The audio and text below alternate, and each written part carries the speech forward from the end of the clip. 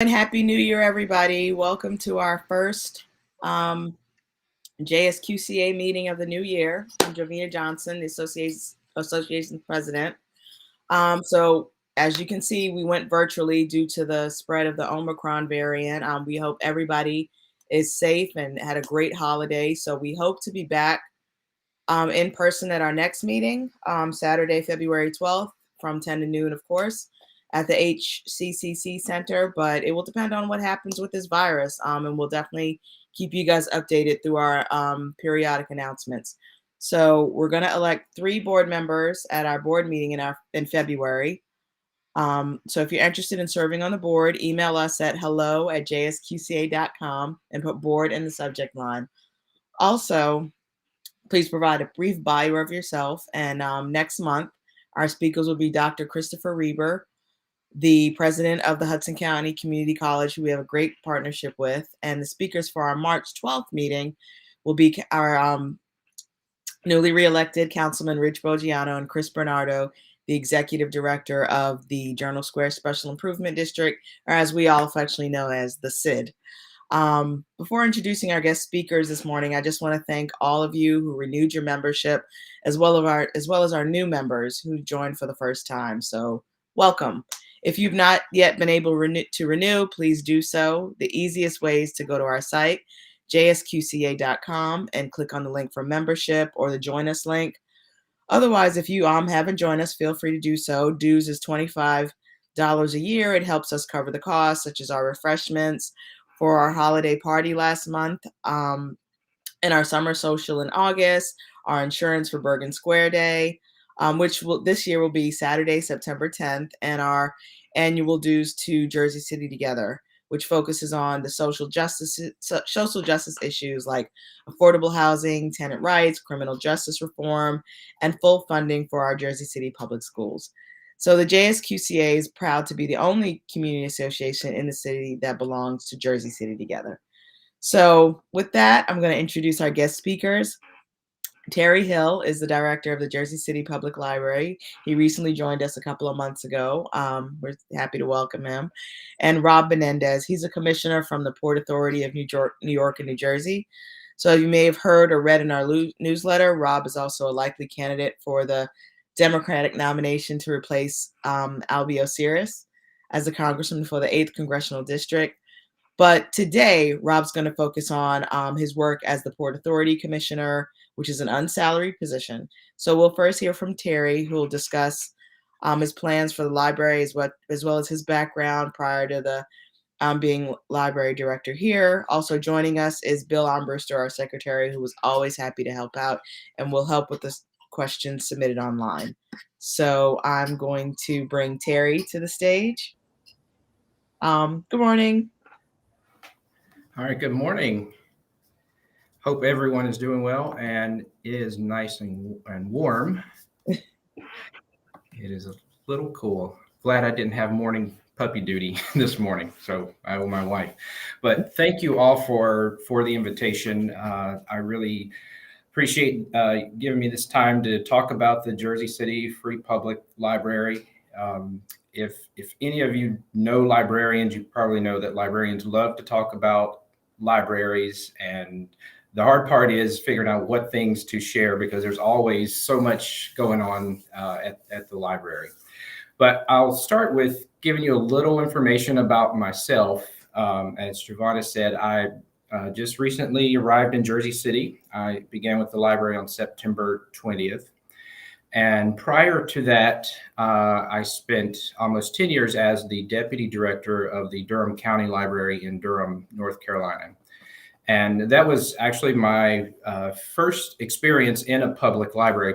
Prior to that, my career had been in academic libraries. And I guess I finally saw the light and moved over to public libraries. And I know this is where I'm supposed to be, but I had excellent staff at Durham, lots of award-winning programs and things like that. We experienced a lot of growth. A new downtown library was opened shortly before I left. So I didn't get to enjoy that, but there's so many great things we're going to do here in Jersey City. So I'm looking forward to the opportunities here and getting to know more people in the community and seeing how we can all move forward together and serve the community. So a couple of things I want to share with you about the Jersey City Library is it was founded in 1889. So we have a long rich history. It's over 130 years of service to Jersey City. Our library is the largest municipal library in New Jersey. We have currently 10 locations around the city and our bookmobile. We are also planning to open a new branch on Johnston Avenue, our Communipal branch. So that is in partnership with the city of Jersey City. So plans for that will be shared in the not too distant future, and we hope we'll have that location online sometime in 22. The library has just over 135 staff total that are around our 10 locations. And throughout our system, we have over 1 million books. That's print and our digital collections. One of our challenges and opportunities we have is always trying to figure out how to meet our community's needs. Of course, as of September of 21, our unemployment rate in Hudson County was at 6.9%. And one challenge that our library has, as well as libraries across the country, is how are we helping our community adjust to unemployment, and especially what the pandemic has done to people in their livelihood. We also see that there is a much larger divide when it comes to the digital divide, and I'll talk a little bit about that later on.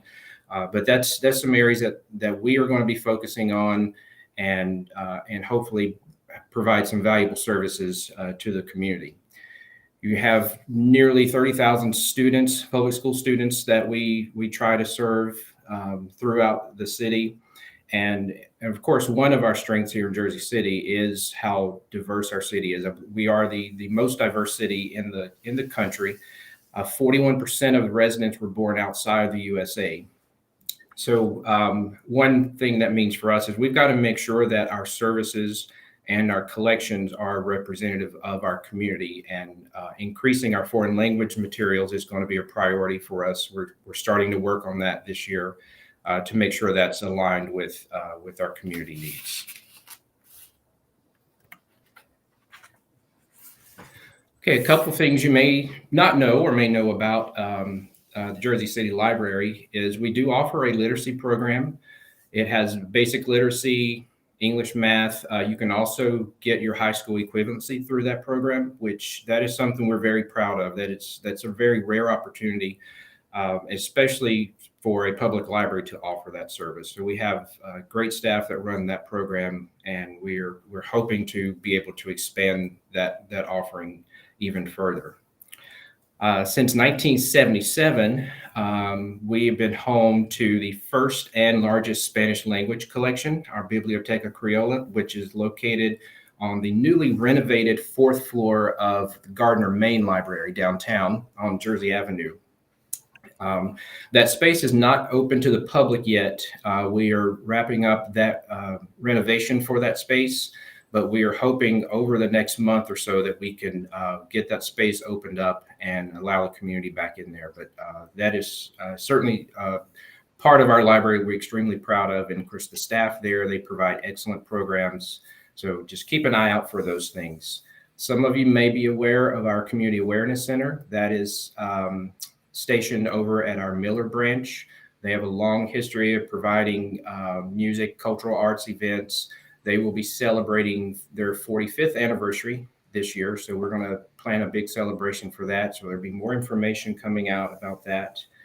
Our New Jersey room, just filled with all kinds of very interesting historical information, current information about Jersey City. Our staff there are extremely knowledgeable. You could spend an entire week in that building, in that room, and probably still not get through everything.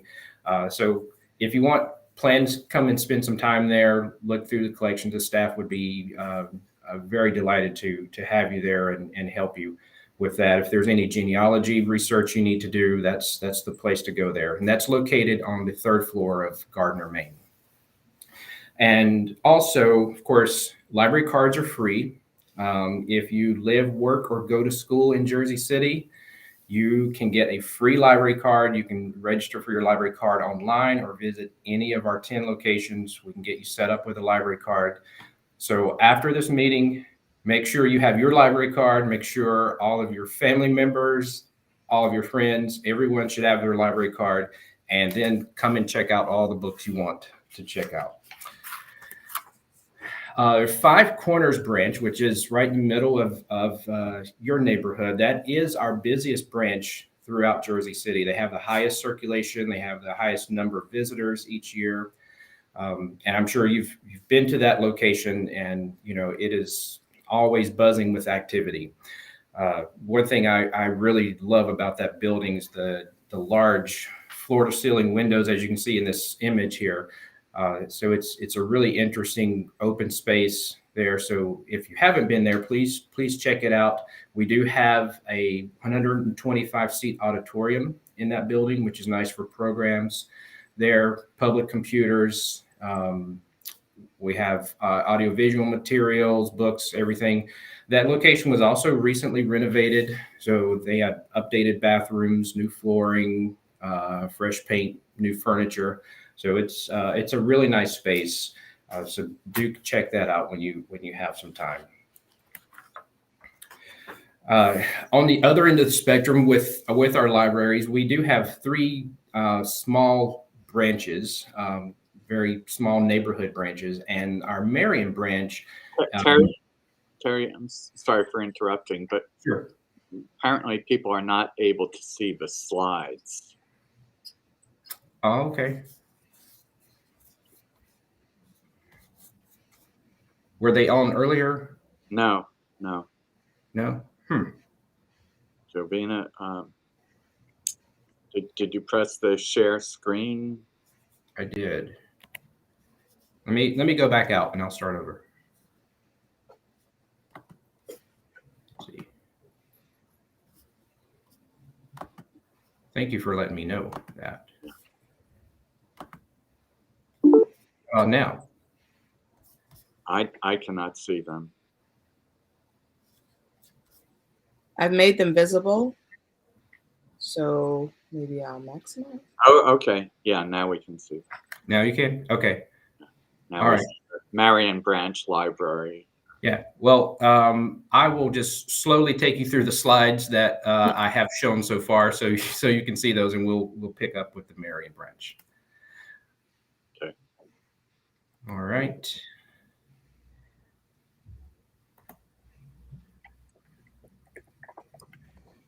Okay, here's the image of the Five Corners branch. Well, the one we're seeing now is the Marion Branch Library. Still? Yeah. Huh. Yeah. All right, I'll try this one more time.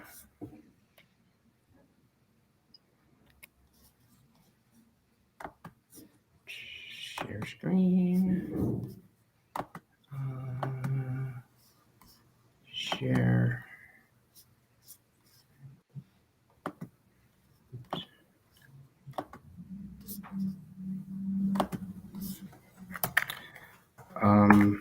Still seeing Marion Branch? Yes. Okay. Did it advance there to digital equity? No. No.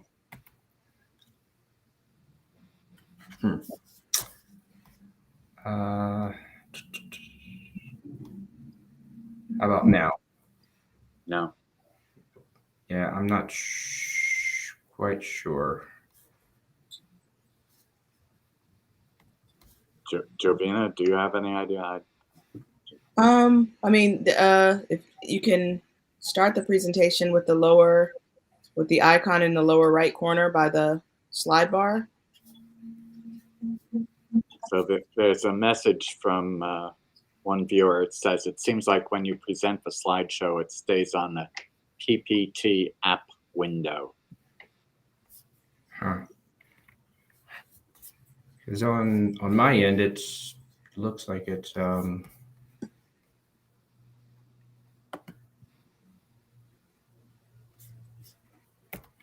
is still same thing. Yeah. Well, one suggestion from one participant is perhaps the slides can be shared with the community after the meeting. So Yeah, certainly.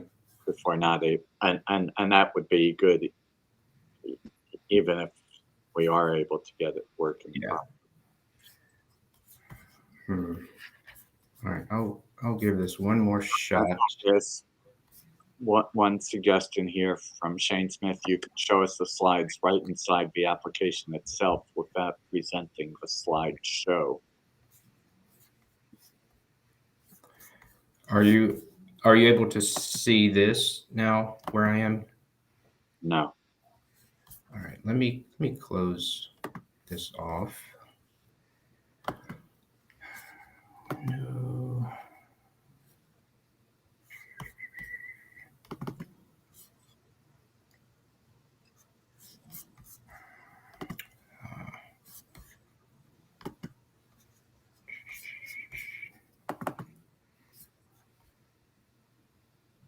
I could try to share.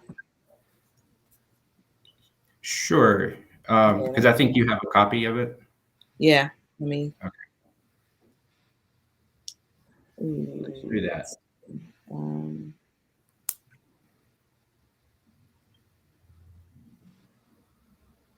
Okay.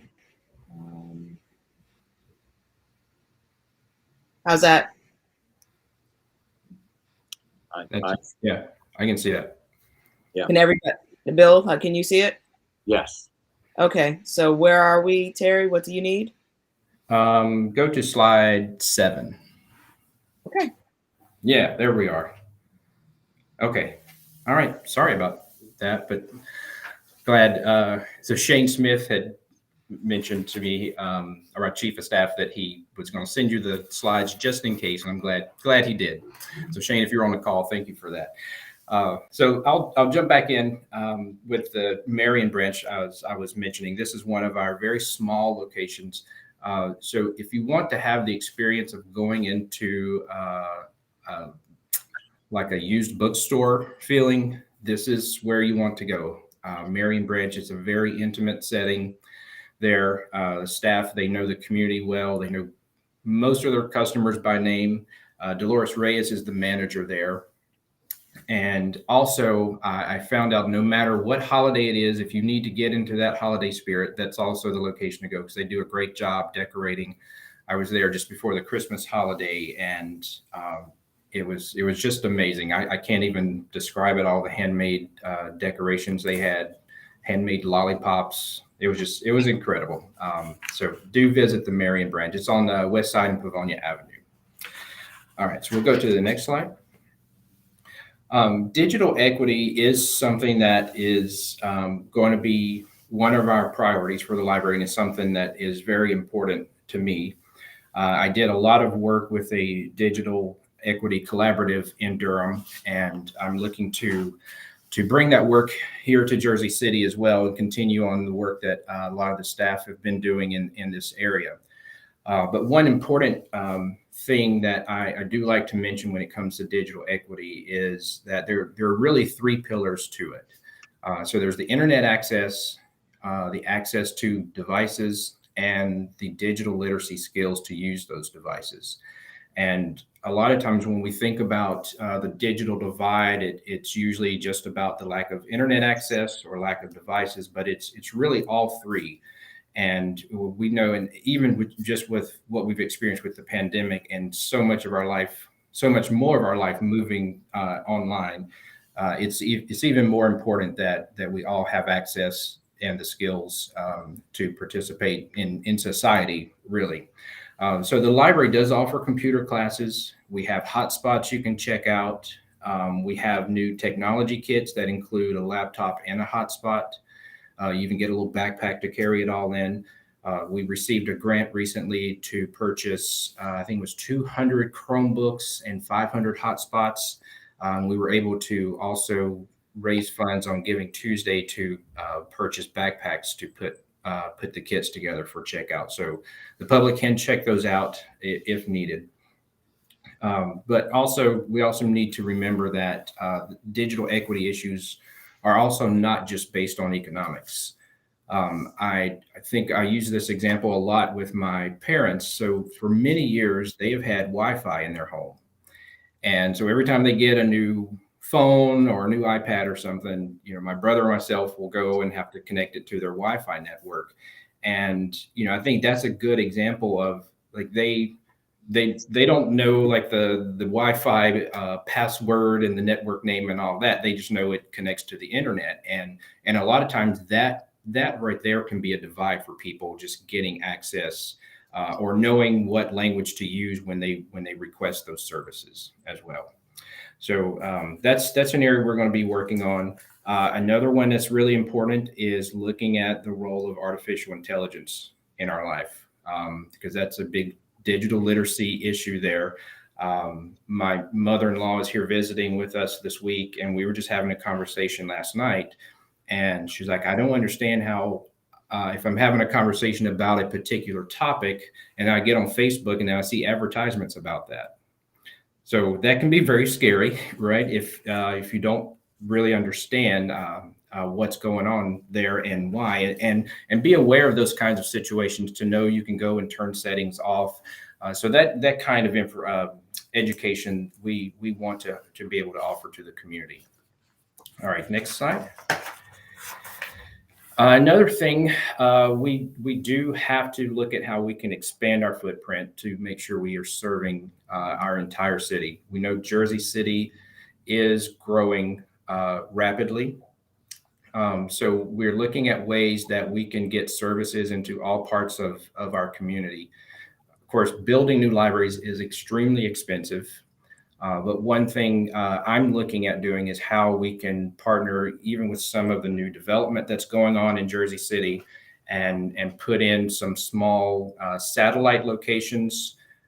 The Communipal branch I mentioned earlier, that's a good model. I think we can learn from that partnership with the city and a developer to have space in a new building. So that's something I'm going to be working on to see, how we can have some more spaces that we can open up around the city, even if they're very specialized. We could have a children's specific space, learning lab. So all kinds of possibilities there, but we certainly need to look at expanding our footprint within the city. January 24th, we are going to be reinstating our evening hours. So for the Five Corners branch, that branch will be open on Monday evenings from 12 to 8. So you'll have some evening time. You'll be able to visit the library. I mentioned the renovation at Gardner, Maine. We will be starting phase 4 sometime later this year, and that's going to be renovating a lot of the spaces on the 3rd floor. We're going to be adding space for more book stacks, an auditorium, a teen space, and just more space for the public in general. So that will be the 4th and final phase of renovating that building downtown. I mentioned the Communipal branch that will be coming online sometime this year later on. And we're also looking for opportunities that we could move our Biblioteca Criolla to the Heights and have its own space as its own branch to house that collection and have plenty of programming space there as well. All right, so we can go on to the next one. And I also mentioned a few things here. Literacy, of course, when you think of libraries, literacy is at the top of the list of things that libraries do. But of course, we offer story times, but we do need to make some more concentrated effort when it comes to early literacy efforts. So some programs that I'm looking for us to put into place is the 1,000 books before kindergarten. I would like to also provide a library card for every newborn in Jersey City. That's something we did back in Durham, was always fun. But getting children reading early, because we know that once they get to, I think it's around the 3rd grade, if they're not on grade level, then it's really hard for them to catch up at that point. So really focusing on early literacy. And I think that's going to, and getting partnerships with the schools to do that as well is going to help those kids succeed going forward. Digital literacy skills, as I've mentioned, critical to participating in society. Now, when it comes to anything from healthcare to paying your car registration, whatever it is, that is a critical part. And the pandemic again has really highlighted the need for those skills. High school equivalency, again, our literacy program offers that. That is something that we are wanting to expand. Our staff are mentioning now. One challenge they have is that many students that come wanting to obtain their high school equivalency aren't on the level to start that program. So I think you have to be at a 10th grade level to start down the path toward your high school equivalency. So again, it all ties together, looking back at the early literacy issues. If we start at that age, really ingraining the love of reading and those literacy skills, hopefully that will help people later on in life. Okay, going forward, I think this is our last slide here. Next slide. I just wanted to mention a couple of programs that are coming up. Our Community Awareness Center series, their annual MLK tribute concert will be coming up. Again, our story hours for children, we have them in English, Spanish, Hindi, yoga story time in Espanol. Check all of those out. Go to our calendar, jclibrary.org/calendar. All of our programs are listed there. You'll see programs specifically for Five Corners if you want to go just to that branch. I know they're offering a lot of grab and go crafts because right now we're not able to do inside programming yet. We did want to start that up this month, not this morning. There would probably be programs this morning, but with the spike with the Omicron variant, we are holding off on that till maybe early spring or so, but check those out. Our staff are always ready, willing to help if you need anything. And in closing, I'll say, don't forget to make sure you have your library card and everyone you know has one as well. All right. So if there are any questions, I am happy to answer. Sure. Okay, well, lots of comments. Terry, shout out. There was a shout out from Margaret to Emily Orbach, the children's librarian at the Five Corners Library. She also had a question about tech kits, which Shane answered in the chat function there. But Adam has a question I want to raise. It seems like the Jersey City Public Library is a very important asset for our city. What can we as residents and the community association do to help support the library? And Adam adds, you are offering really great programs for our community. So how can we support you? One way is just helping us bring awareness because there are so many people moving to our community. It's hard for us to reach everyone, and just having advocates in the community to help bring awareness, that would be a big help for us. Yeah. Okay. Well, that's good. One of our board members, Tom Zupa, is, or at least used to be, and I assume he still is, president of the Friends of the Five Corners Public Library. So, we're doing our part, and certainly by having you. Right. And a couple of years ago, we had your predecessor, Treziak, speak to us.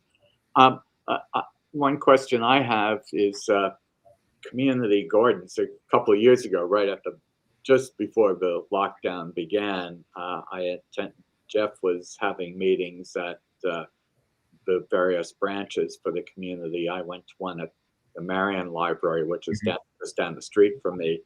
And I think there was some discussion then about a community garden. Apparently there's a garden in the back of the Marion Library. I've never seen it. Are you aware of that? Or there is a very tiny space back there, and I've talked with Dolores some about that. The challenge with that space is we don't have an easy way for the public to access it because because the branch is so small, you have to go through staff space and their small kitchen / bathroom area to get to it. But that is something we had discussed. But we do have there's some very nice outside space over at our Cunningham branch, and I think that is a location we could really look at getting some type of gardening program going outside to take advantage of that space. Okay, and so some of the questions in the chat. Jan asked, how do we renew our library cards? You can, I believe you can do that online, and I see that Shane is on. Shane might be able to provide a link to that, but you can certainly stop in at any branch or call, and we can take care of that for you. Yeah. And Pam asked, when is the next book amnesty? Every day. We no longer charge fines. Oh, okay. Or yeah, fines. Now we still do have to charge fees for lost items, but there are no overdue fines. Right. Okay. And Margaret says in our community there might be a need for citizenship courses. Might those be added to the library? Yeah, and actually, I think our literacy program offers citizenship classes. Okay. I can double check on that, but I'm pretty sure they do offer those as well. Okay, and Adam says, I like the idea of more broadly distributing the Spanish language books for children throughout the city. Five Corners branch has very few. Mm-hmm. And I suspect the volume of books in Arabic, Urdu, and languages from India hasn't kept pace with the population. It hasn't, correct. So. Yeah, and it is challenging for libraries to get materials in those languages, but it's not impossible. But we know we have some work to do there, and that is something that even looking at our book budget for this year, we're carving out money just for foreign language materials. Yeah. And Ray asked, how can one book the auditorium at Five Corners Library? Well, right now we're not booking space, but especially for group events, if there was something you needed to do, because I see a message in there about making podcasts, for example. If there was some activity like that an individual or a couple of people needed to do, we can make that happen. Okay. And Margaret asks, can the auditorium be used for making podcasts for inclusion in our programming? Yeah, that's certainly something we can do. And Adam asks, will the bookmobile be coming to our neighborhoods? Or Jen asked that. Will bookmobile be coming to our neighborhoods? Is there a schedule? There is a schedule, but I know that periodically they reevaluate their stops, and if there are places we need to start adding to that schedule, we can work. Eddie Perez is the head of the bookmobile, and I can certainly pass that information on. Okay. And Adam asks, could a community garden be added on the Summit Avenue side of the Five Corners branch, or even better, turn the parking lot into a community garden playground? That lot often appears empty, and turning it into an outdoor reading area, community space, could be really nice. Well, first, the outdoor reading area, that is something I want us to pilot this spring. I think those are really nice to have, and we could do those at different locations. A garden on the Summit Avenue side, certainly we could look at that. And because I'm sure there are master gardeners in our community who would be willing to do some programming with us on those types of things. The parking lot, we can look at using it in different ways. I don't know if we would be able to totally reallocate that space to something else, but we can certainly hold different events there. For example, I held a fitness class in the parking lot last October. So there are different uses we can make of that space. And one comment I just want to point out from Sumit. JCPL is such a rich resource. Thanks for all you are doing. Especially appreciate the focus on diversity, both cultural and economic. So, Sure. And I will certainly pass that on to our staff, because they are the ones who are doing the work on the front lines. and Terry, you mentioned that the Five Corners Library has evening hours, such as Monday evenings. What about the main branch, Gardner, and the other branches like Marion, all throughout the city? Do they also have at least one evening? Yeah, so Gardner, Maine will have 2 evenings. It will be open on Tuesday and Thursday evening. And the other regional libraries will have 1 evening a week. I can't recall which ones have which night. And again, I might have to call on Shane. He can, I know we had a schedule we just created for that. He might be able to share that with us. The small branches, Lafayette, Marion, and West Bergen, those 3 will not have an evening. They will just be Monday through Friday. But all the other locations will have at least 1 evening, and we'll be able to share that schedule. Okay. And Margaret asks, is there an opportunity for adding higher level foreign language courses? I think she said. Yes, there is. There's also there's a request form that you can access through our catalog if there are materials that we don't have that you would like to see in the library, and send that, and that goes to our collections and technical services staff. So if there are ever anything that you see that we are needing in the collection, you can send that request in. Okay. I don't think I see any more questions or comments. Jovina or Terry, do you see any? I apologize if I've missed some. Yes, Margaret just wanted to add, like she when she mentioned the Sanskrit dictionary as an example, yeah, she says, quote, serious research books. And I think you went into that, those directions. So, but we do have a next question just popped up. Is there a library where a nonprofit can show a movie? Yeah, well, the auditorium at Five Corners, and I also think the space in the basement at the Miller branch would have that capacity. But since we're not doing indoor programs right now, we're not able to accommodate that. But once we're back to that, those would be 2 options to have an event like that. And Adam asks, given that Five Corners is the busiest branch, could we get 2 days with evening hours there? We would certainly like to offer that to you.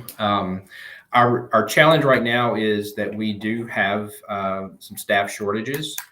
When the pandemic hit, we had a number of people who fortunately were able to retire and chose to do that. And and also through time, we have people who have moved on to other libraries and things like that. So we're starting to fill some positions now. So that's something we can certainly look into, because our busy locations, we do need to make sure that we are available as much as we can. Yeah. And Margaret also asks, is there an opportunity for programming about climate change? And let me interject, as chair of the Journal Square Community Association's Green Committee, that I would certainly be very interested in partnering with you on any things you might do on climate change. Yeah, that topic, absolutely. And I'm going to be hiring someone who's going to be in charge of adult service programming for the library system. And that person, I'm sure, would be looking for these types of opportunities to partner with people, because there's so many people with different levels and broad range of expertise in our community, and making those partnerships and having people come in to do programs, that's what we need to be doing. But there will be a specific person who's in charge of that kind of programming. And even meanwhile, we could look at doing a program, whether we do it online or something like that. So Yeah. there's lots of possibilities there. And Shane posted, please feel free to send questions anytime to hello@jclibrary.org. I presume, and he also puts in a request, please sign up for our email newsletter. So Shane, maybe if you could email me and, with suggestions that I could add to the newsletter for the association, and we'll get those out the next week or so. And a question from Nasiri, can the city involve developers to shift funds helping some of these programs and improve the area around Five Corners?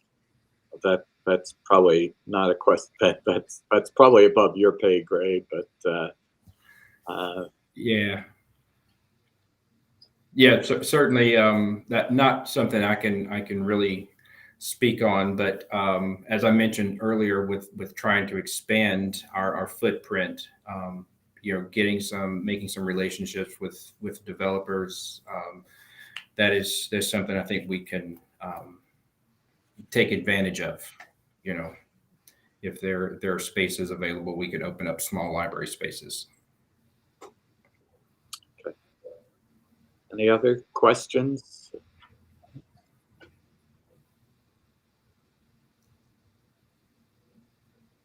We just have a comment from Margaret, just in terms of, partnering with any kind of groups. And let me then make a public service announcement.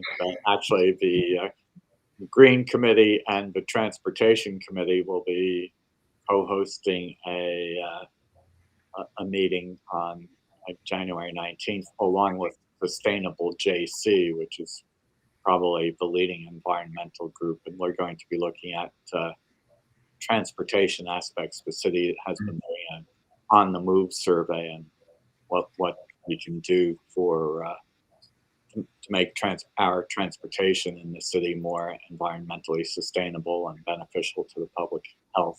So if everyone can keep that in mind.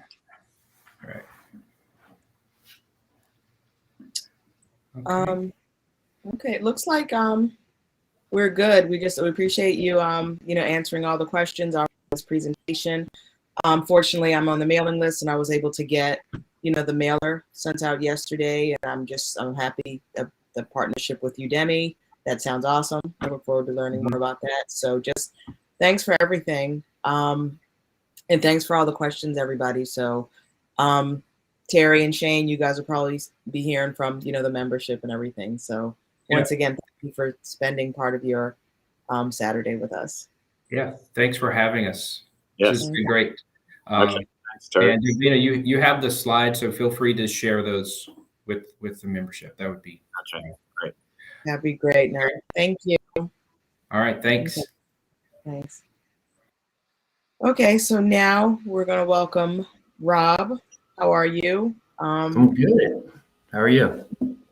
Good. So you have the floor. Go ahead.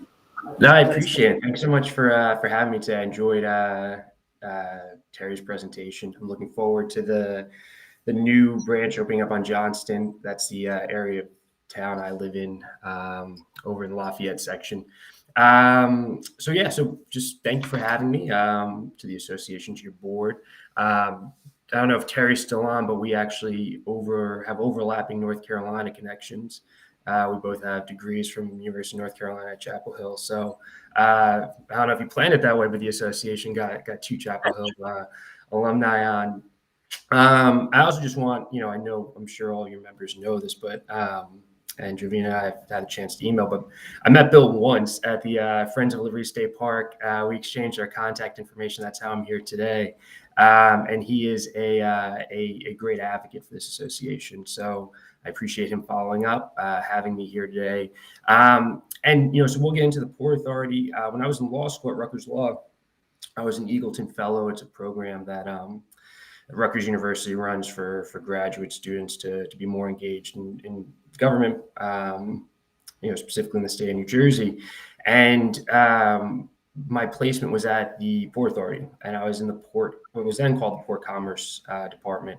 And, I was, in law school, I was practicing to be an attorney. I did a lot of legal work while I was at the Port Authority in that role. But I didn't know much about ports, so every day I would read a publication called the Journal of Commerce. So I don't know if you all know this, but Bill was an editor and writer for the Journal of Commerce. So it's a publication that I became deeply familiar with as I was trying to understand sort of port operation, the movement of cargo and whatnot. So it's just a unique connection that I have with Bill, and appreciative of his professional work as well. So just a couple of things before I get started. And I got to shift off on parent duty, so I will try to talk less so we can answer any questions that you have. So if you hear a toddler knocking outside, that's my daughter Olivia.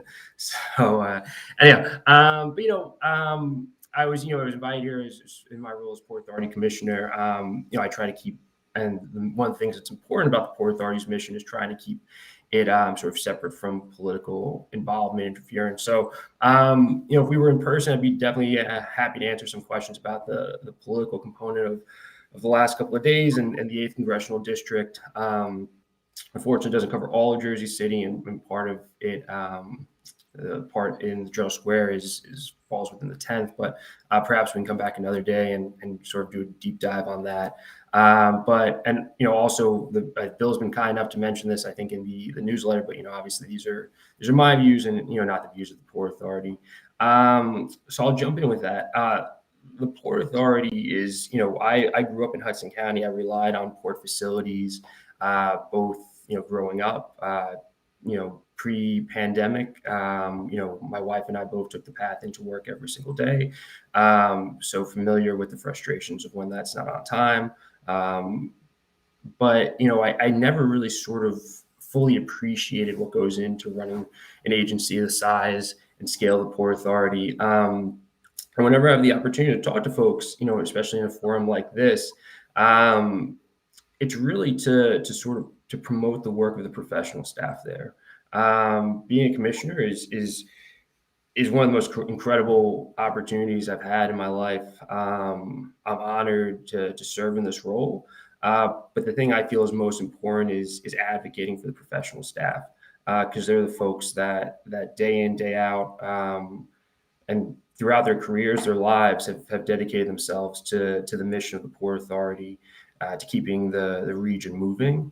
And I know like when you miss a path to train, when you're like frustrated that one's running late because you need to get home, it's a large organization. There's things that they're constantly trying to improve, but there's folks working every single day to make those facilities the best in the world.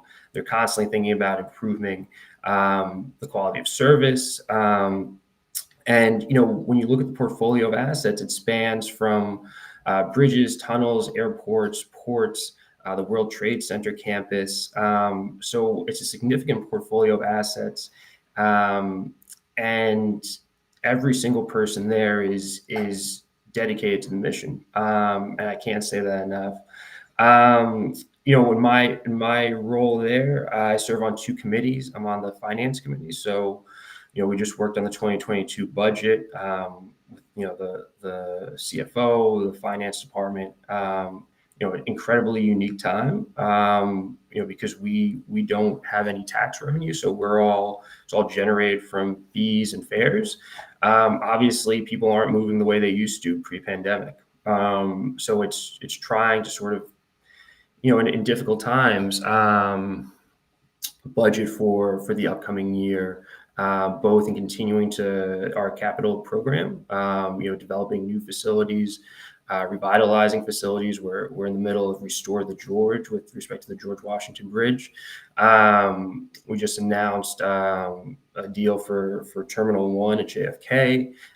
Hopefully this year you'll all have access to a new Terminal A at Newark Airport. And then constantly in both the Holland and Lincoln Tunnel, continuing to do post-Sandy work on those two facilities.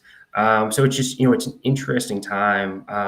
The Port Authority and its employees have worked through the last, almost 2 years of this pandemic to keep people, people that have to continue to move, get to and from work, keeping our facilities up and running.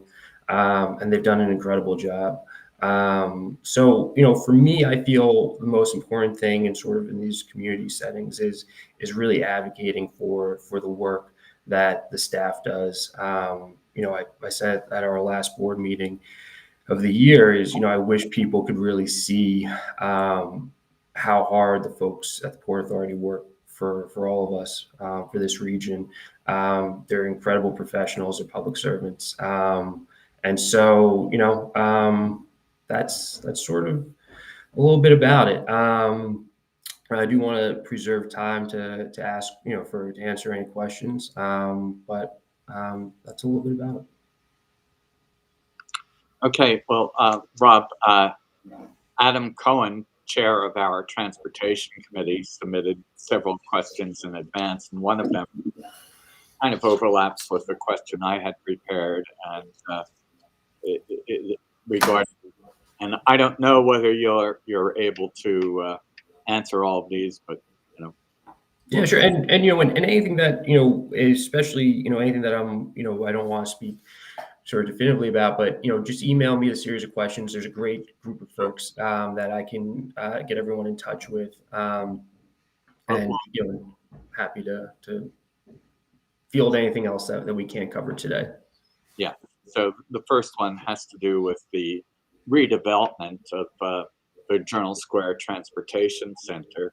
A couple of years ago, I think it was in mid to late 2019, I guess, actually, the Port Authority put out requests for expressions of interest from developers to redevelop the Journal Square Transportation Center, and apparently the Port Authority is looking to monetize that property. It's a huge asset for them, and the main building there is something of a monstrosity. It looks like it was built during the Soviet era, but and we've had several very productive conversations with Clarelle DeGraff, the executive director of PAST. She's very good, and so we asked her this a couple months ago, but maybe there's been a new development. Are you aware of anything to redevelop any new momentum, perhaps, to redevelop the Journal Square Transportation Center? And from our perspective, it could be particularly valuable as a site for maybe some more affordable housing. Yeah, for sure. No, and in the last year or so since I've been on, there haven't been conversations around that particular project. It's sort of, if everything sort of is a little bit in a weird place given the last 2 years of what the pandemic has done to Port Authority revenue, and given the existing projects that were already online. But definitely happy to follow up on that and see if that's something that the Port Authority plans on reconsidering in the near future. But since I've been there, there's been no additional action at the board level. Okay, and let me see. Well, a question from Jan before I go into Adam's questions is, how will and it's a question we've asked Clarelle, how will the Port Authority accommodate thousands more commuters with developers adding more high-rise buildings? She said along the waterfront, but obviously we're seeing them right here in Journal Square, and obviously now during the pandemic, traffic is way down, but it will be rising.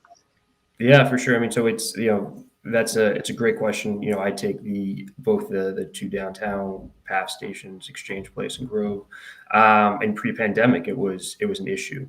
And it was an issue that the Port Authority was definitely aware of. A couple of things, and also, you remember the World Trade Center line extends out to Harrison, which is undergoing a lot of development as well. So from the beginning of that route, there's already increased traffic. On the World Trade Center line, they have the ability to add additional cars, to extend the platforms on the Jersey side.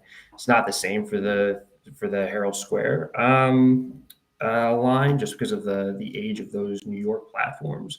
But they're updating the system, updating the cards, trying to install new technology to create greater efficiency, are all things that are under consideration, that will be online, hopefully before people get back to the way they used to move pre-pandemic. Okay. Kevin has a good question about how have the federal legislation, such as the American Rescue Plan, the bipartisan infrastructure bill, how have they impacted the Port Authority budget? Yeah, so it's going to be interesting because obviously with its passage, there's still how the allocation model. I think the anticipation is that will impact the airports, more so than any other facility, and as well as the Gateway project. So I think the airports gateway are where hopefully the money that was part of Build Back or the infrastructure bill will see its way into this area, specifically with Port Authority facilities. Okay. Margaret says, currently you can see the schedule for PATH trains on screens mounted on bus platforms. Is there a possibility of being able to see the schedule for buses while standing on the bus platforms? And she's referring to the bus platforms at the Journal Square Transportation Center. Yeah, I mean, happy to look into that. I'm not sure if those would be managed by the Port Authority. If it's on the bus line, it might be like an NJ Transit item, but definitely something, and obviously the Port Authority works closely with MTA, NJ Transit. So definitely something that I can inquire about. Yeah.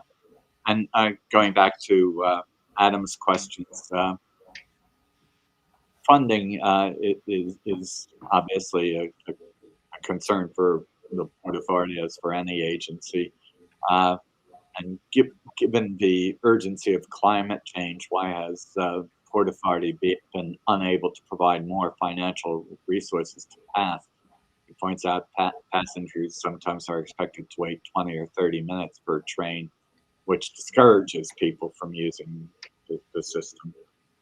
Yeah, so I think there's two parts to that question. On the environmental front, excuse me, the Port Authority was the first major transportation agency to join the Paris Climate Accord. And it's constantly thinking in all its projects how to create greener projects and environment sort of resilient assets. We saw that post Sandy, recently with Ida.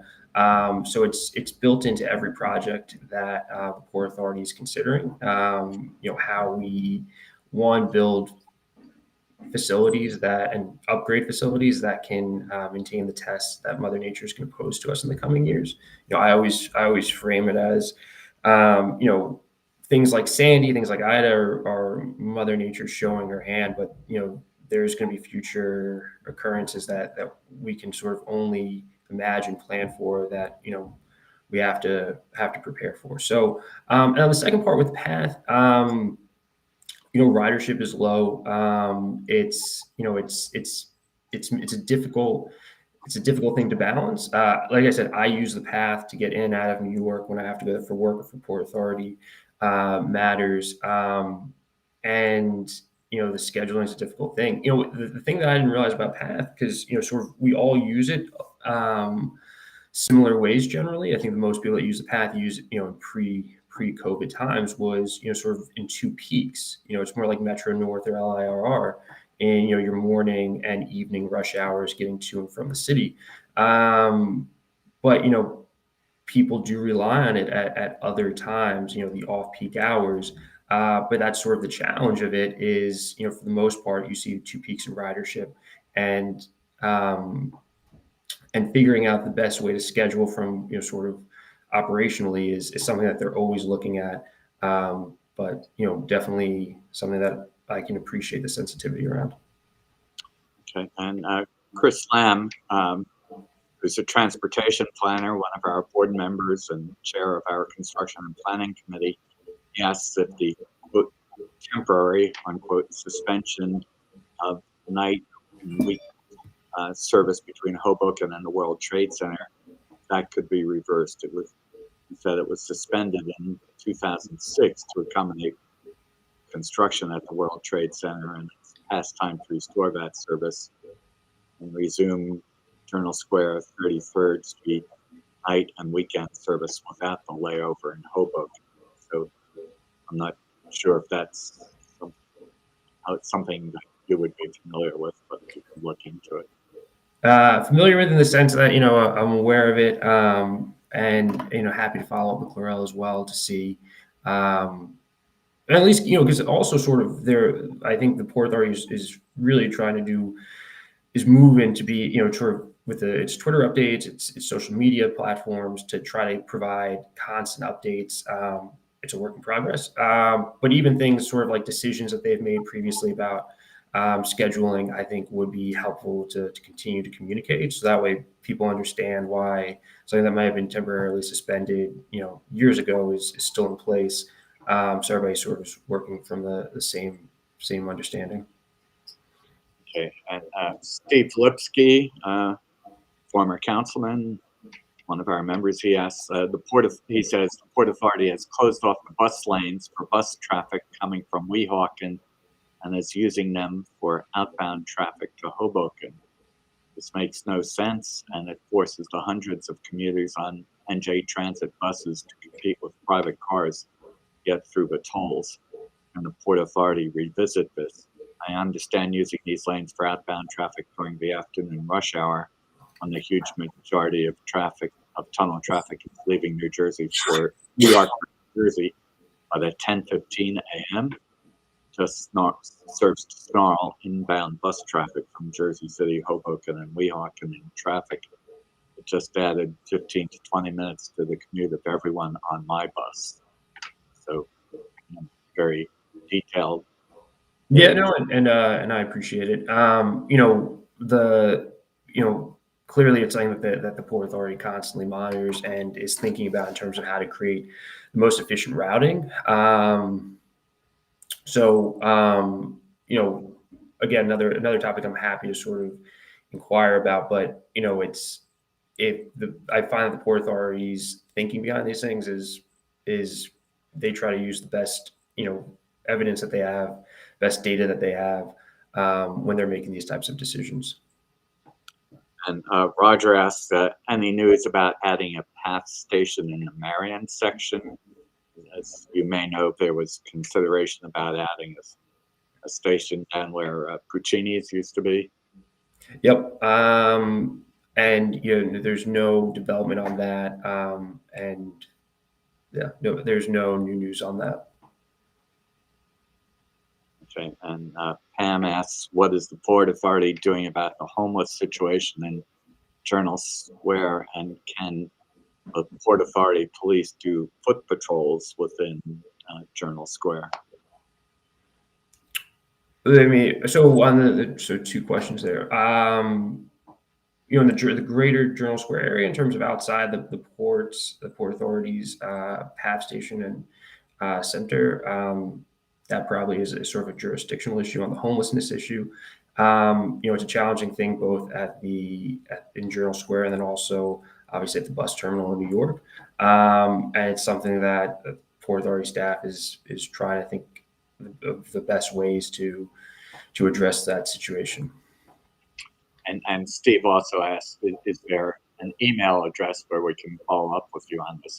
I mean, I have it. I don't know if you want to give it out to you. Yeah, what I'll do is, Bill, I'll send you my Port Authority email, and then either you, if you want to aggregate all the questions and send it to me, and then I can sort of relay them to the different folks at the Port Authority and try to get your responses to all of them. Sure. Happy to do it that way as well. Okay, yeah, that would work.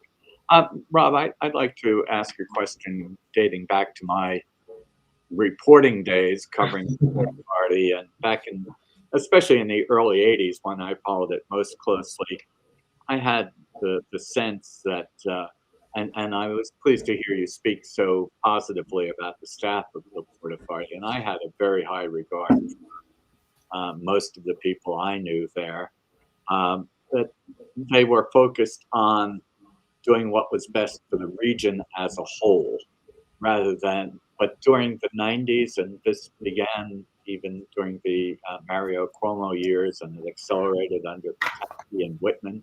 There was a huge feud between the two Republican governors over dredging, and then it really reached a crescendo during the Christie years, with most infamously the Bridgegate scandal.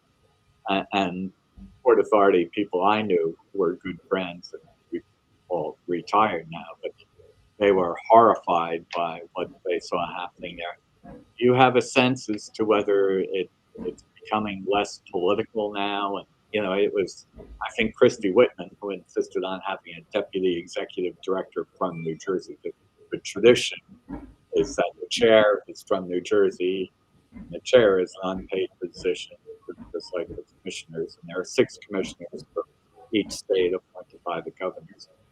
And the executive director is appointed by the governor of New York. And Christie Whitman wanted deputy executive director from New Jersey. So could you comment on this politicization? You know, Yeah. Yeah, of course. And I mean, you know, you sort of go back, you know, last year in 2021, we celebrated the centennial anniversary of the Port Authority. And, you know, you go back through the history of it, and especially the origins of it. It was to create, you know, this sort of sensible planning for the region without the interference of political influence. And, you know, listen, there's been great moments where it's been able to operate without political interference, and times when, frankly, that's not been the case. I think everyone there, especially the commissioners, work extremely hard to prevent any political interference. When I joined the board, the chair of the board, Kevin O'Toole, made it clear, you know, you're appointed by the governor of New Jersey, but we're here to work for the region. And so that's been our motto at the board level. And I assure you that the professional staff, the executive director, Rick Kine, they're all looking to advance the Port Authority's mission. And that's, you know, what I feel our role on the board is as well, to make sure that we give them the ability to do so with as minimal interference as possible. And so I think it's in a really great place. And it's kudos to Chairman O'Toole, Executive Director Rick Kine, you know, and my colleagues from both New York and New Jersey. It's a great group of individuals, and right now it's a great, in my opinion, it's a great time, and in enabling the staff to advance their mission. And going back to one of the questions Adam submitted in advance, why has the, and again, this might be too detailed a question for you to answer right Sure. now, but I'll ask it anyway. It's one that I could send to you separately. Why has the Port Authority chosen to use a separate vendor contract for a new fare payment system rather than integrating with the Omni payment system being implemented by New York City Transit? Integrating systems would seem to be a very obvious way to find cost efficiencies and improve the passenger experience, possibly allow for passengers to save money on fares in the future. Yeah, it was definitely, you know, we recently approved the spending measure to install that new system. It was definitely considered having the same system as MTA. but I think the MTA program obviously rolled out first. And I think it's like an accounting on the back end that makes it difficult to have, a unified system. So it's a similar, almost the exact same technology, but obviously operated by the Port Authority as opposed to the MTA.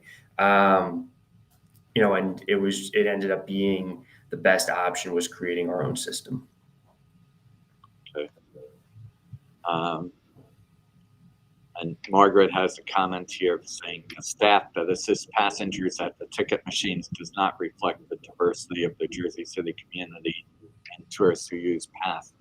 With the new museum coming, the Pompidou Center, there will be even more tourists, and hiring people who speak more languages might be efficient and customer friendly.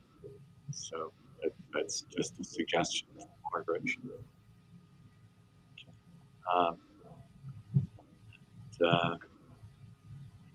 Jan has a comment. We need the tunnel built that former Governor Christie stopped construction of. Well, that was the ARC tunnel, I believe. Mhm. But they're building now the Gateway tunnel, correct? Yeah, I mean, there's a separate organization, the Gateway Foundation, that's been operational for several years, and, working on the new tunnel, which the Port Authority is one of the three parties to it, with the states of New York and New Jersey, and as well as Amtrak.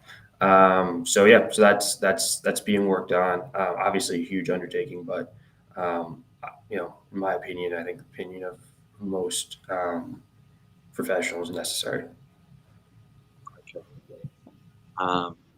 And what about the new bus terminal that the Port Authority was planning to build in Manhattan? What's the status of that? Yeah, so it's moving forward. It's in the planning phases. The current plan that was chosen is building in place.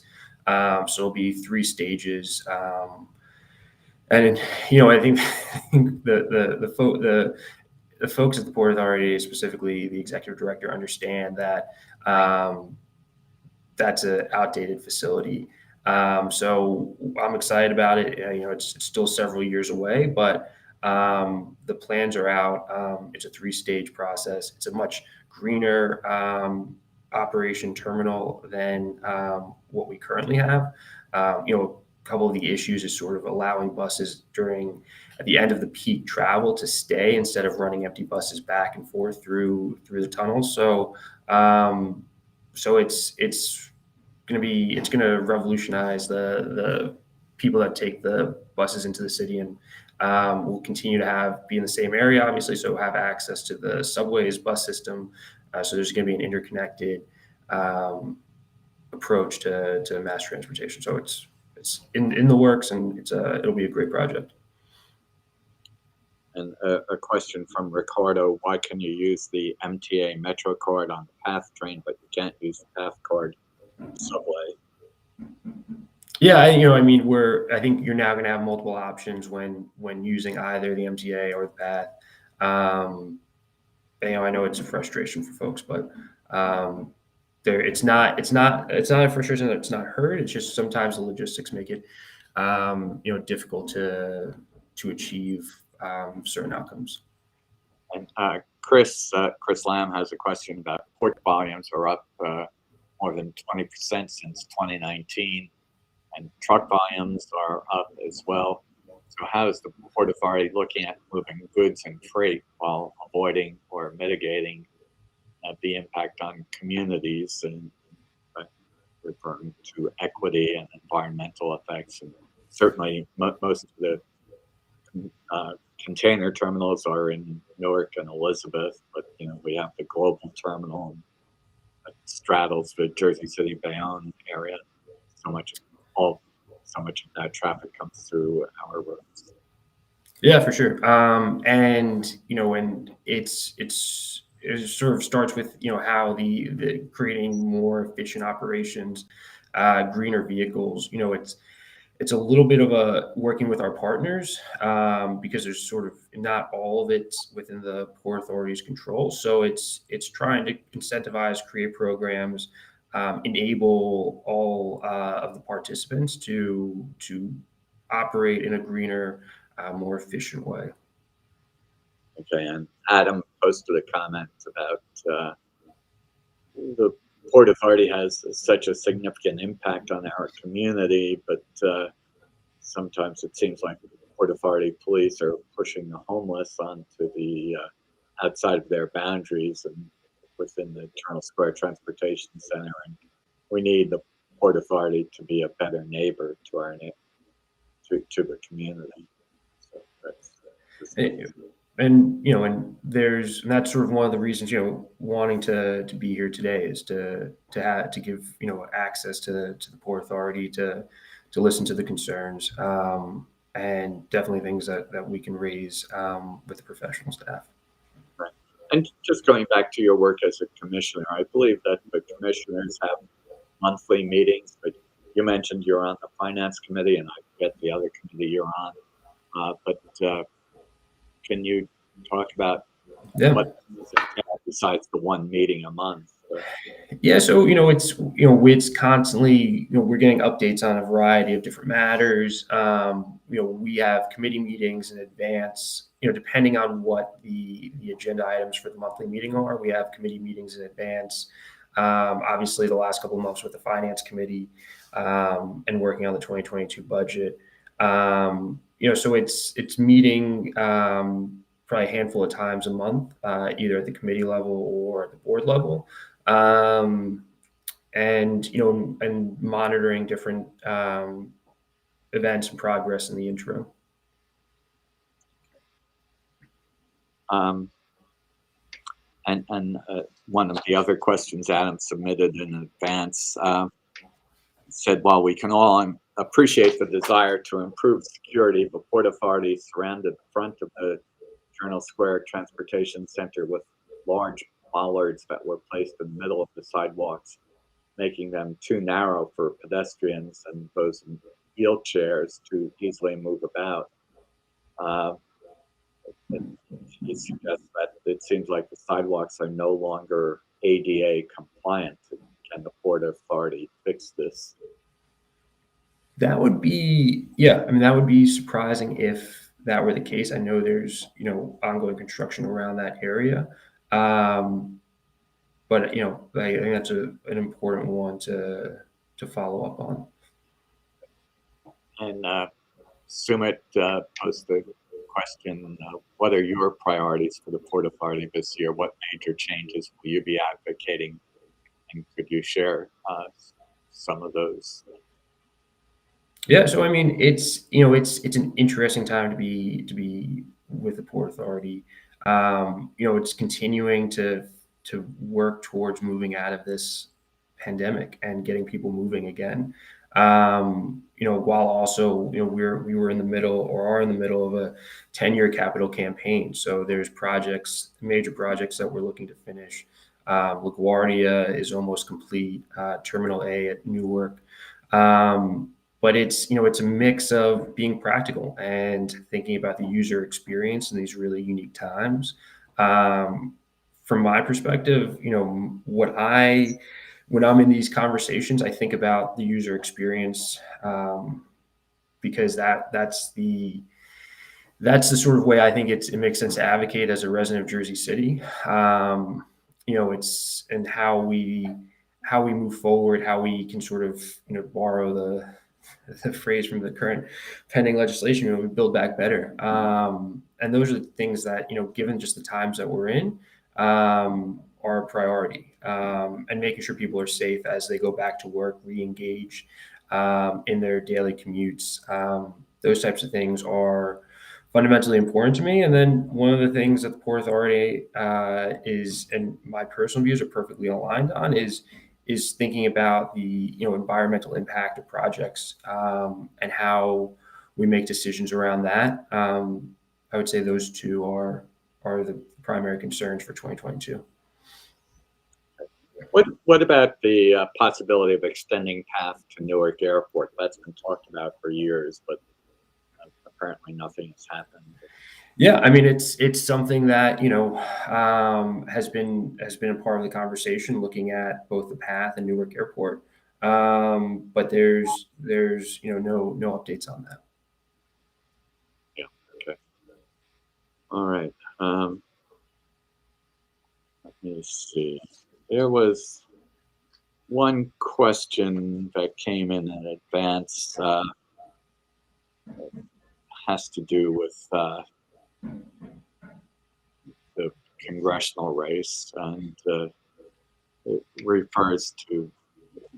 It says your father has refused to join other progressive Democrats to change the existing law that would allow Medicare to negotiate drug prices.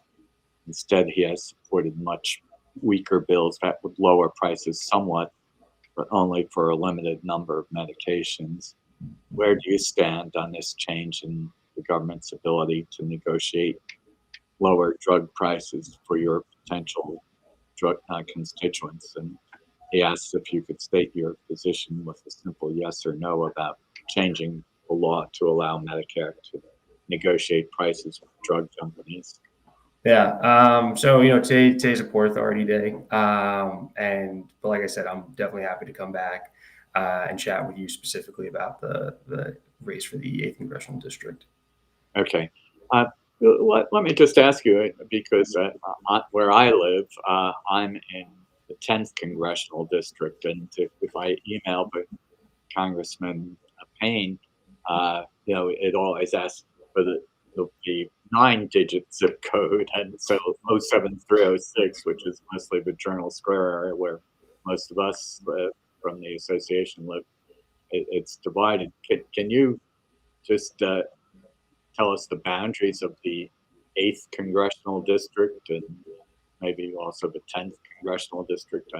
I realize that you said this is a Port Authority Day, but I'm just curious because Yeah.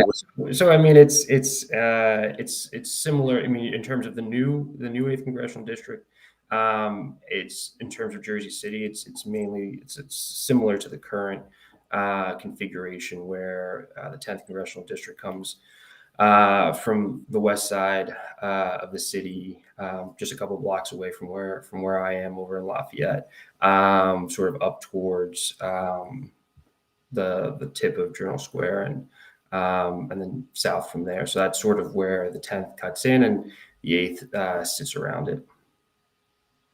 Yeah. Okay. So Russell notes he used to be in the 10th district, and he will now be in the 8th district. So I used to be in Albio Series district, and now I'm in Donald Payne's district. Adam puts in the question, when we last spoke with Clarell, she mentioned that funding for the Newark Airport extension has been pulled. Could this extension be funded using airport user fees, given that airport passenger volumes are now close to pre-pandemic levels? I think there's two parts to that, right? One is the staff's decision whether the feasibility of extending the path, and then the funding is a separate component. So like I said, there's no update on that, but we'll keep you updated. Okay. And Steve has another question, but I don't see it. Jovina, do you see Steve's other question? Is this the one that just popped up? Oh yeah. If elected to Congress, would you step down as a commissioner? And he said, I hope I think your education experience and accessibility benefits us. So he hopes that would not be the case. But. Well, I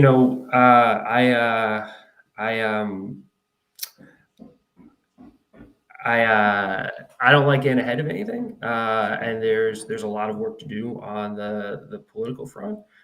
So my plan is to continue to serve in this capacity, and we'll take it one step at a time. Yeah. Well, I remember a few years ago, State Senator Brian Stack spoke to us, and one of his complaints was that there were no representatives from Hudson County on the Port Authority Commission. And, like Bergen County had two, but no county was more affected by the Port Authority in New Jersey than Hudson County. So if you do step down, I hope that there would not be a delay. And I know it took a long time before the governor appointed you, and it's great having you finally a representative of Hudson County to bring our issues to the fore. And I know it was a feud between Governor Murphy and Steve Sweeney, who will now be out as of Tuesday in the state senate. But I just hope that if you do step down, you could implore the governor to. Well, one of my fellow commissioners, Michelle Richardson, is a Hudson County resident as well, and she's phenomenal. Yeah, she's phenomenal. So there's two of us now after decades of not having anyone to Senator Stack's concern. There's now myself and Michelle Richardson. Yeah, and where does Michelle live? And she must be new also, just within the last. Yeah, so Michelle, myself, and Dana Richardson. Dana Marinati were the three that were appointed last year. So Michelle's with the Hudson County EDC. Her husband's Joe Charles, former state senator, judge, and she's fantastic. And she's just a great partner to have on the board. And she lives in Jersey City also? Yeah, she's in Jersey City. Yep. Okay. Well, that's good. So Jersey City is well represented right now, so it's a good time. But finally. Okay. All right. Well, thank you. Thank you, Bill and Jovina. I appreciate the opportunity.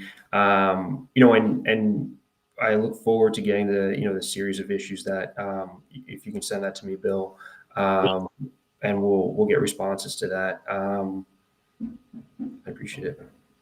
Okay. Any more questions or comments?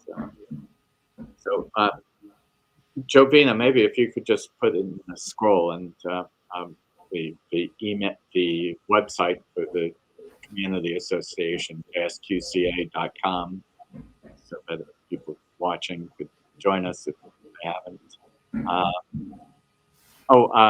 And Chuck has a question.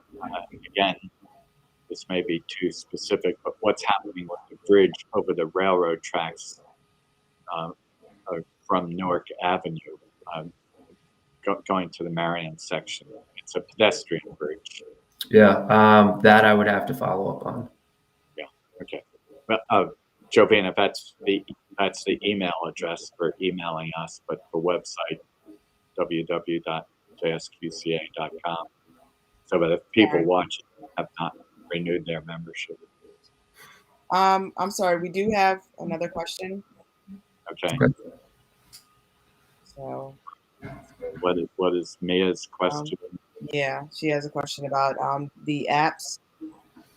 So yeah, okay. Move it in transit, which are useful to notify the user of the next bus approaching, but they don't work reliably at the Journal Square bus terminal platforms. And this is particularly important during non-rush hours, and we get some kind of digital extender.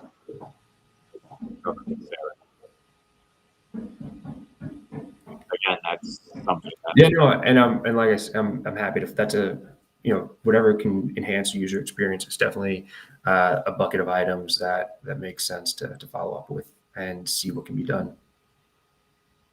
Okay. Any other questions?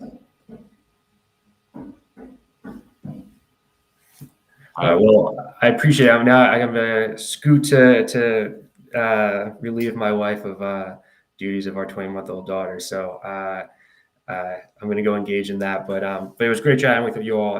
Really great questions. And a lot of these items I look forward to working with the staff on to get responses and see if we can take action on a handful of them. Okay, great. So Jovina, just make closing announcements. I don't have any right now. I just want to thank everybody for coming. Yeah, and the next meeting hopefully will be in person, February 12th, and that's when we'll be electing 3 board members. And Yes. also Dr. Chris Reber, the president of Hudson County Community College, will be our guest speaker. And if you haven't renewed your membership yet, please do so. So I don't have anything more to add. Me neither. No, I just want to thank everybody for coming and their participation. And we will be forwarding the questions again. So we apologize if you feel they weren't answered properly. Thank you.